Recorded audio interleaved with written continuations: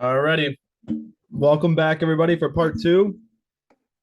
Still got Alex here. Still got Mr. Hugo in his Herbert jersey.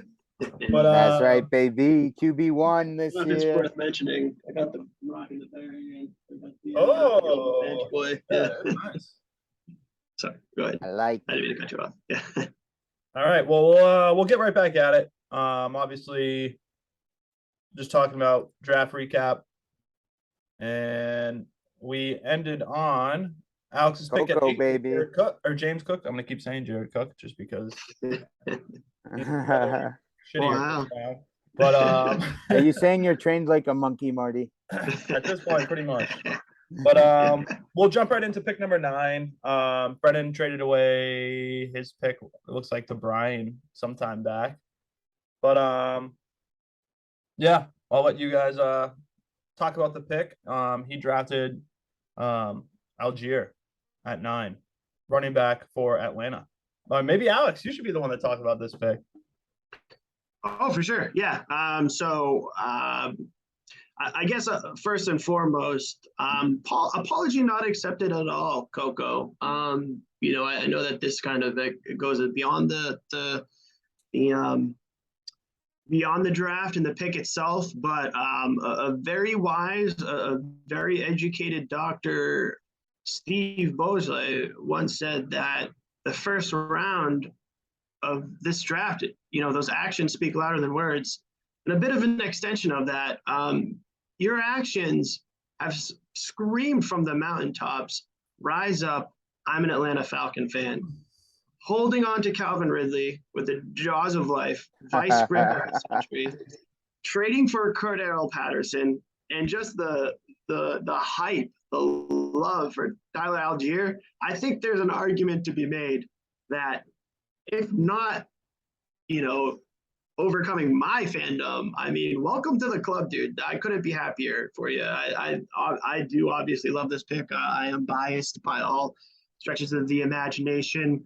I go into my fandom and thinking or looking on the previous year and what Artie Smith was able to do with Cordero Patterson. Imagine, younger body, fresher legs, and what he was able to do.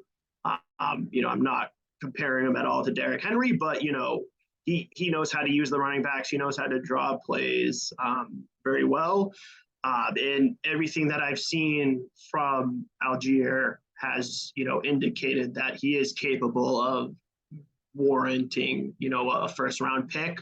I guess situationally, I think we're kind of similar. I know that, I didn't have a second round pick. You also didn't have a second round, third round, fourth round pick. To be fair, yeah, I think that you did leave some, or maybe we both left some talent on the board. But I think that pick was done with intentionality. And I definitely believe that it'll pay off in the long run, if not immediately, depending on what the boy wonder Cordero Patterson, how much fuel is left in that tank. So yeah, wishing you the best with that pick. And again, apology not accepted. Couldn't be happier to see you transitioning away from the Patriots and closer to the Atlanta Falcons, man. You see the light of day, and I couldn't be happier for you, Coco. Wow.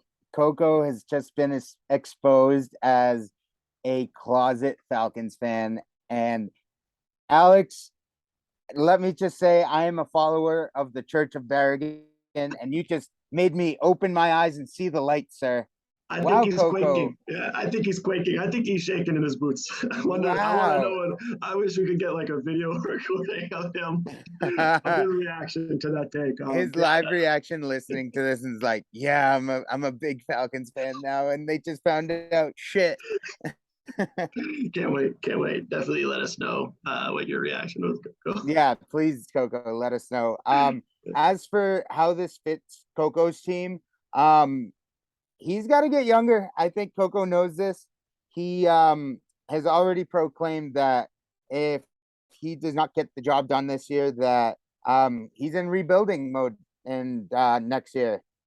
Maybe not as far as to say a tank. I don't think Coco has it in him.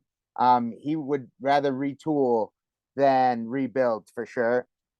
But Coco knows what this draft pick meant to him, and to have a running back that can hopefully follow in the steps of McCaffrey and Mixon on his team, and can't forget about Lil Davy, because I can't trust Damian Harris, and I can't believe he traded for freaking Cordero Patterson. That blew my mind.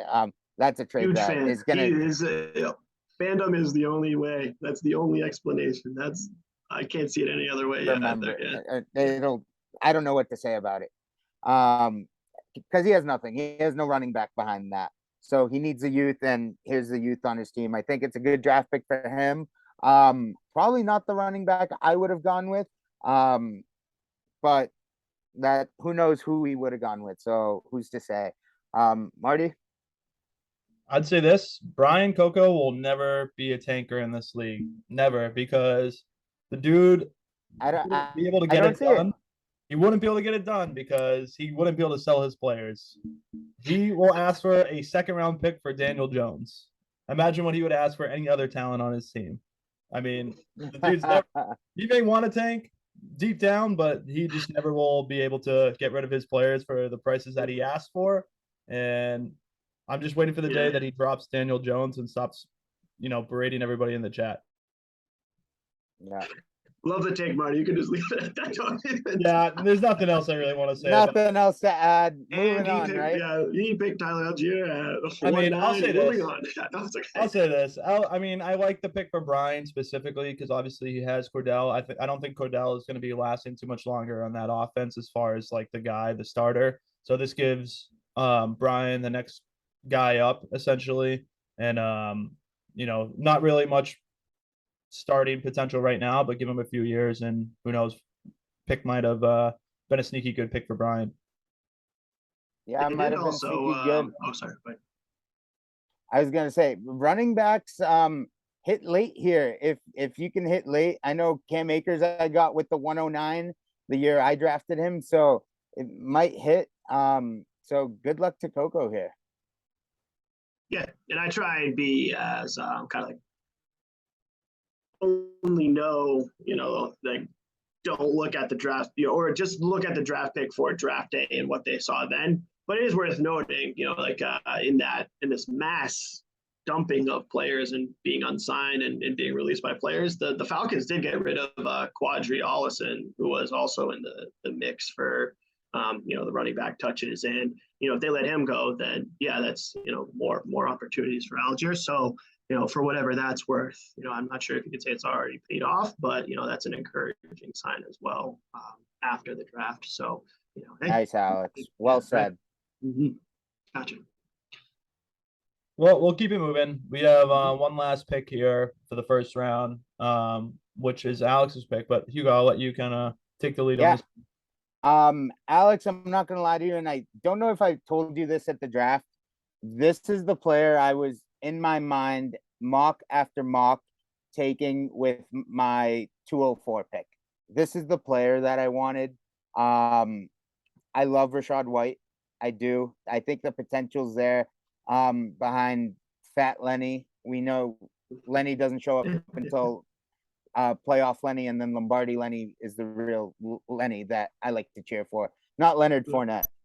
But I think, yeah, this is great insurance, Alex. He's an exciting young back. And again, this is for all the me, Steve, and I know Dylan too, the college football nerds. This guy at Arizona State, if you haven't seen the highlight tape of this guy at Arizona State, go watch it. Guy's electric catching the ball out of the backfield. He's a really good running back. He's very shifty. And I could see when Fournette's done with Tampa, this guy taking over and being a really good back. Alex, the future is bright with this pick. And again, your need for running backs, this pick had to be nailed. And this is the player I wanted, like I told you, at 204. So you stole him from me. You broke my heart, as I would say. Yeah, I'll chime in before you, Alex. But yeah. I think everything Hugo said is right. I think this is just one of those players that you're just gonna have to hold on to for a few years. I hope you threw him in your taxi squad But I mean, that offense just has a lot of veterans in it right now. So it's Tom Brady's going to retire in a year or two. So it's going to be interesting to see how that offense changes. But I can see Leonard Fournette retiring after a few years too. So I mean, eventually he's going to be, you know, the running back on the team, or at least one of the running backs that's kind of leading the offense there. So this is one of those picks where you just may have to be a little bit patient. Yeah, I don't think I lack for the patience. Like I said, I said a storm is brewing off the coast, intentionally. It's there. I'm not saying that it's knocking on the door or whatever, but yeah, I'm cool with that. And I don't.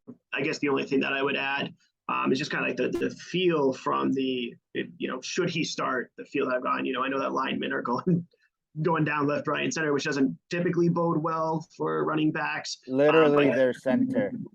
Everything, yeah, I've heard that. I think there's one, like as far as like their linemen or their core linemen or whatever. I think they're down to one. I don't know if it's the right guard. I want to say, but I could definitely be wrong. But yeah, they're literally down to like the skeleton crew for their linemen, which typically doesn't bode well for receivers, but like Hugo had hit on, I think it's been well established his ability to catch out of the running back position. Kind of what I was going with Cook as well. I kind of wanted to. Yeah, exactly. I was a-okay kind of taking that, rolling the die with that. And so, hey, if he's playing and Brady's being pressured, has to get it off quick, he'll be there as a security blanket. Hopefully. So that's kind of my take with that. And then along the lines, yeah, I didn't have the second rounder. So, now's the time to kind of go ahead and draft one of those guys. So, that's for what it's worth. That's the reasoning behind the pick there. Yeah. So I think that just about recaps the first round there. I think it kind of laid it all out. Yeah. So we'll move on. We were going to talk about just players that we really enjoyed. The spot that they were drafted at, especially how it fits the team of the individual who drafted them. So I think obviously we'll just start off with the pick that we all really thought was a huge value pick for Brendan, which was Princess's number one.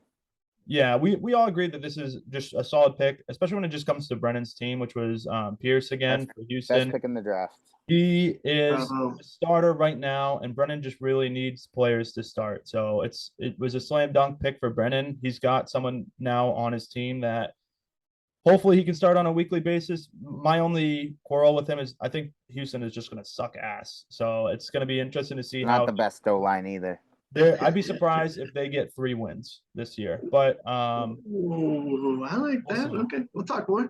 I'll take the over too. Actually, I believe in Davis Mills. Wow. Okay. Shout out Nico Collins. Wow. Okay, Marty. Okay, Marty. I see you. Like I said, like the player, don't like the team. So Brennan obviously has to start him, but it's going to be complicated. Yeah, for sure. Like you were saying, this was the number one pick that we all came to a conclusion on. But let's also give a shout out. I know I have 2 particular players that I loved where they were picked. If we're now talking outside to looking at the whole board here, boys. My favorite pick in the draft. I hate giving this guy credit. I really do. But I'm complimenting you, Chu. You know what you're doing, dude. How we as a fantasy football league that fight for Nana's glory let you get Jameson Williams at the 203. I think the rest of the league is going to find out that we fucked up big time, because I said it in the previous podcast. In the mock draft episode with Steve, I would have taken him at number 3.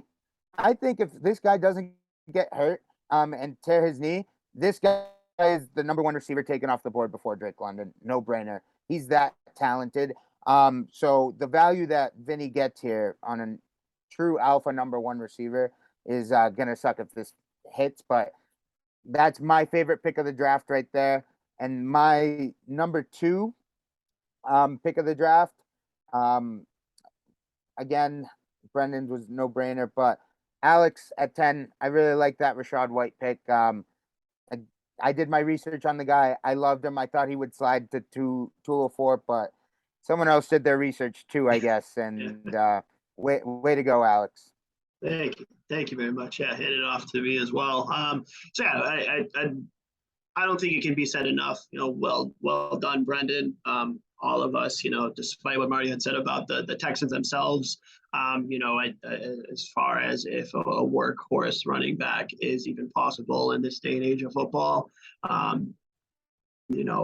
all means, I think Dameon Pierce is that running back, instant plug and play. So yeah, again, want to make it perfectly clear cut number 1 best pick in the draft, I believe, goes to you. And oddly enough, I'd also go with you as one of my other, best picks was Sky Moore in the second round. He was someone as well, did I like him as much as Olave? No.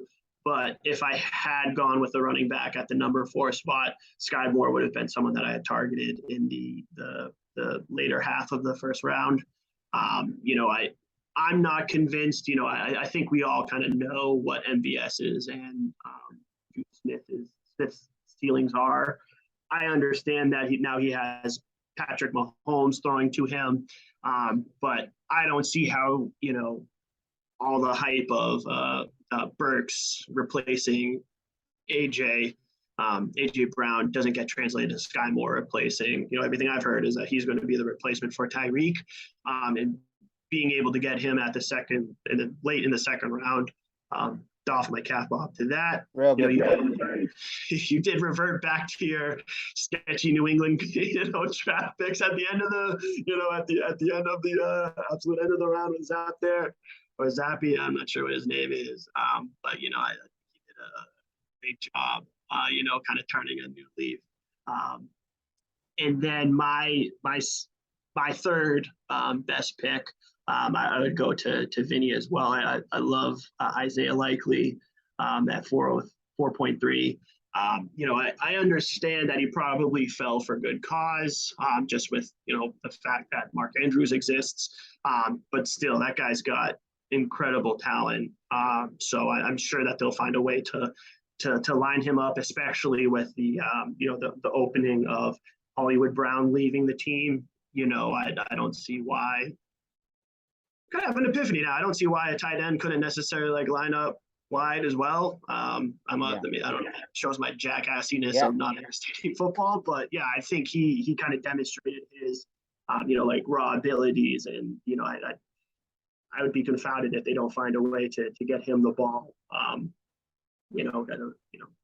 At this day and age of kind of blending positions, I think that was an exciting pick. I'm excited and thrilled to see what Baltimore is able to do and unlock with his potential, because it's certainly there in spades. So yeah, that's kind of my 3 most impressive individual picks there.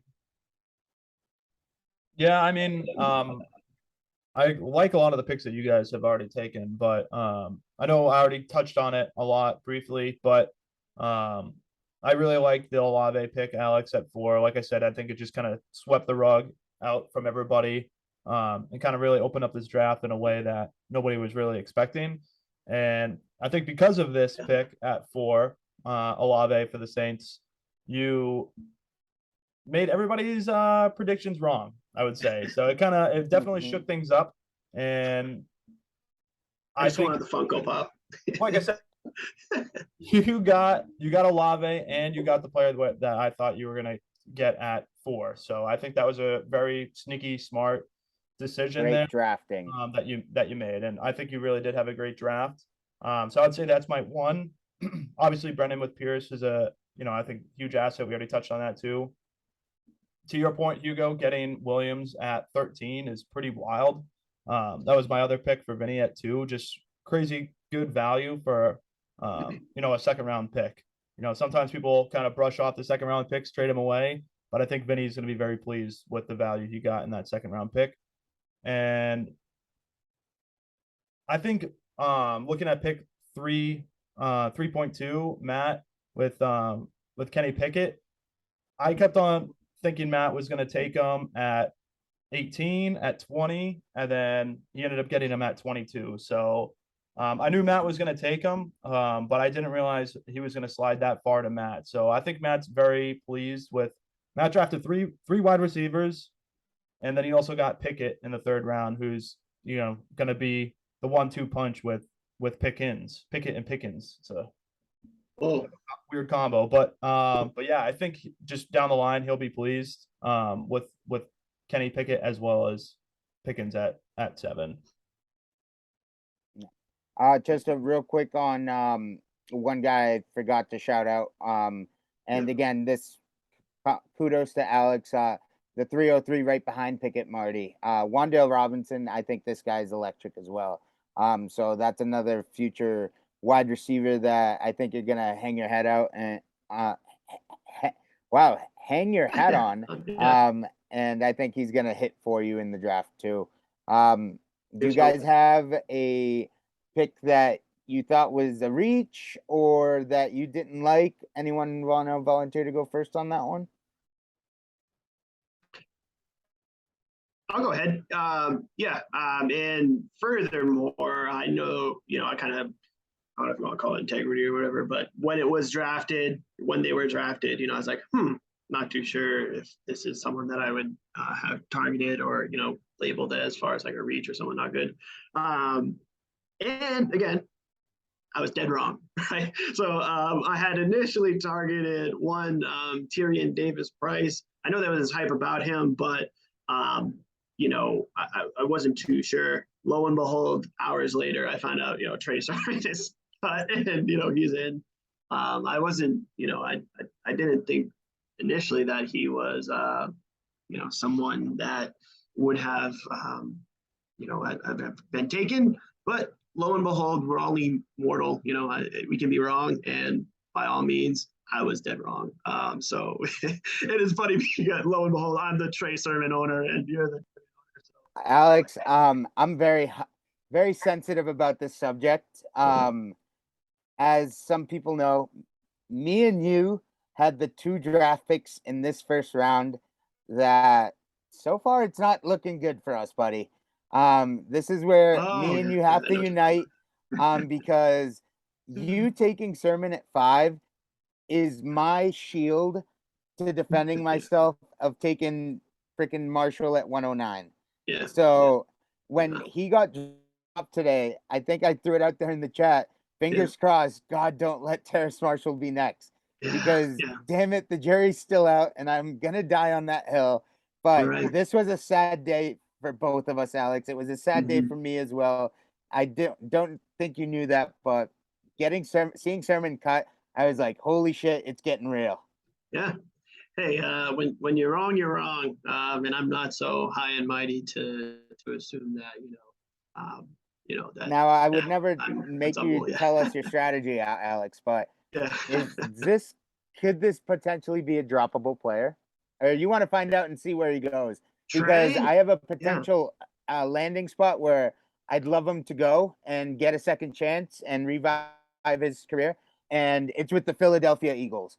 We need a running back. Yeah. I would love Trey Sermon to be picked up by the Eagles. We just traded that bum Jalen Reagor. Add him to my forever hashtag done list. That bum Jalen Reagor.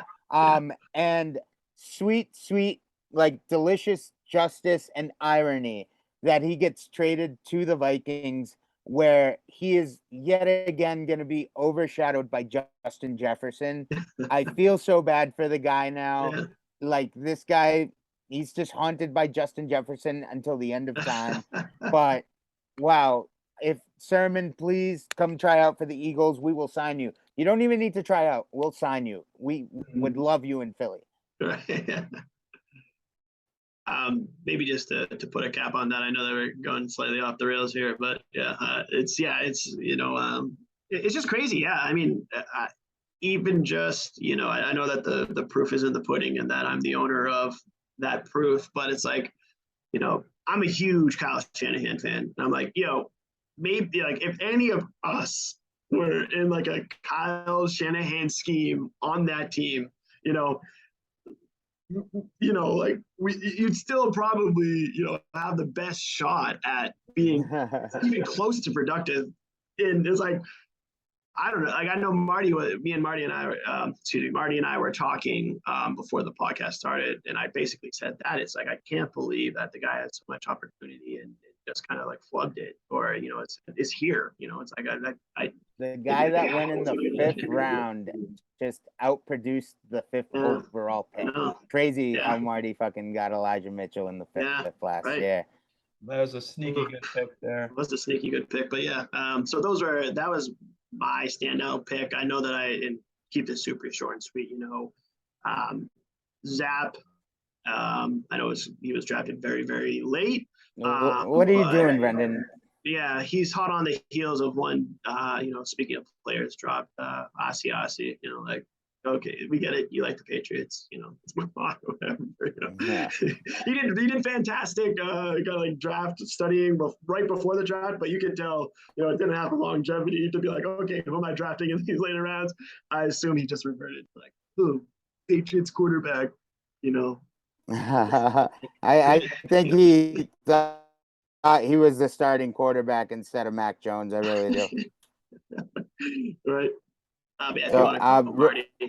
Real quick, I want to give one shout out to my pick for the worst pick of the draft, and I just think it was an ultimate reach, and I don't know why this team did what they did, but shout out to Hugo at 204 for having the worst pick of the draft. Garrett Wilson, I hate it so much, and this player is never going to turn out. He's my Jalen Reagor part 2, and I know it. Regrets already. I'm sorry, Steve. Yeah. Alex, give us those notes, baby. Yeah, we'll cap it off here with some notes from Alex, and then we'll let Alex throw out his power ranking, and then we'll sum it up here. Yeah. So I would want to start with our reigning champion. And I know that he didn't get mentioned much in this podcast due to the fact that he had only 2 picks, in the later round. But looking at Dylan's draft this year, I actually kind of, quality over quantity. Like I know there's not much to talk about, but I think there's really something here. I know that he had one of his 2 picks was the what's his first name? Hold on, let me just go back in my notes. Actually, I'm glad I took it. So Greg Dulcich, if I'm pronouncing that right, the tight end out of Denver. You pair that right with Albert O.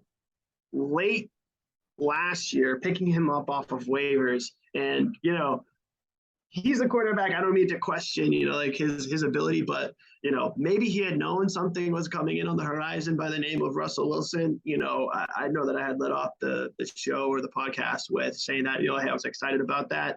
I mean, he's got to be licking his chops, and being able to get a piece of that offense with Russell delivering the ball to these players.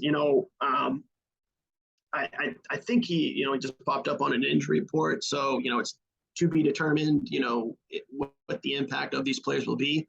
But at, clearance bargain basement pricing, Dylan, like, holy heck, I was looking at that. And then I was further looking at it as far as kind of like just even championship pedigree and what it takes or what separates, the previous champions from the rest of us schmucks. And not to say that they didn't have great teams. Obviously they did. But it's really like that upper echelon of tight ends. You look at Coco winning it. He's got Travis Kelce. Chu did it as well. He had Mark Andrews. And then, last year with Dylan, he had, Darren Waller and Ertz, like honestly, if you look at like kind of like the thread that kind of ties it all together, or at least what separates, the champions from the rest of the league, to me, it's almost like kind of like clear cut where it's like, yeah, they had those upper echelon tight ends, not to say that's the only thing that it takes. Obviously they had a good team around them, but I don't think it's ever been mentioned. And so I wanted to put that out there and say that, hey, I see what's going on here and kind of like what it takes to kind of have that whole team. So yeah, I appreciated those picks, Dylan. Hopefully they work out for you. Only time will tell. But yeah, that was like I said, I think that could be another one. And that was like the honorable mentions of my sneaky good picks. I don't know if it definitely will, but the price you pay, I can't go wrong. And then so I also looked at Coco. Really just wanted to touch on the fact that he's a now bandwagon Falcon fan. Another person that I looked at was Jorge, which I think that the Brian Robinson pick, I'd hate to he didn't know that going on again. Like as far as a complete package running back at the time, yeah, I think that was a pretty safe bet. I thought he was a lock for the running back one for the Commanders. And then also just very interesting, he I think is up there. People always grade that he has one of the best receiving cores, and by God, dude just went ham with more receivers. Stick to your guns, Jorge. That's on my radar. I know, honestly, unfortunate that it's kind of like you're all in now because of what transpired with the commies down there. But it's interesting. Yeah, I was that's something on my radar. The fact that he had kind of like leaned heavily, or has always leaned heavily into the receiving position. I think that's a good narrative. And then lastly, my good friend Steve, I know that I had kind of touched upon this as far as going the safe route for this draft. And again, I look at this before, finding out that Marlon Mack, obviously he's not a stud by any stretch of the imagination, but I think we were all relatively surprised that he wound up getting dropped. But yeah, looking back, I know he picked Ritter. And yeah, Burks and what's the receiver? Christian Watson. Christian Watson, yeah. So, okay, with the young guys, there's definitely some dice rolling there. But regardless of whether or not you think that they are, very relevant, David Njoku, Marlon Mack, he picked a lot of kind of veteran players. And so that is also something where it's I would like to see what the payout of that would be. Hopefully, I don't know if he's dropped Marlon Mack as well, but if he's picked up by another team, to see what comes of that. I think a lot of us are looking towards the future and, good, bad, and different. Steve kind of took that approach of, hey, I know what these guys are. I'll go get them. And we'll see what comes of it. Just because, for what it's worth, I know that the approach coming into this draft is that, a lot of question marks, there's not a lot of, grand slam offensive studs, so I wonder if that had played into it or not. But yeah, that's something that I kind of picked up on where it's kind of like, almost like a peek behind the curtains. If I put myself in their shoes, I wonder if that's what was going on in their head or if I'm just making this all up as I look at it. Yeah, those are kind of like my big picture, overarching kind of like strategies that I saw. And I think it's interesting. Yeah, I know that I self-confess like to go against the grain or come up with my own strategies. And so when I see, connect the dots with other people, it's definitely keep my eyes on your eyes. Definitely some interesting picks, Steve. I think you're the only person that drafted veterans. I might be wrong on that, but as far as just players that were already in the league for a few years. So, but we'll end the part 2 at this here. And stay tuned for the Alex power ranking. We'll go through that.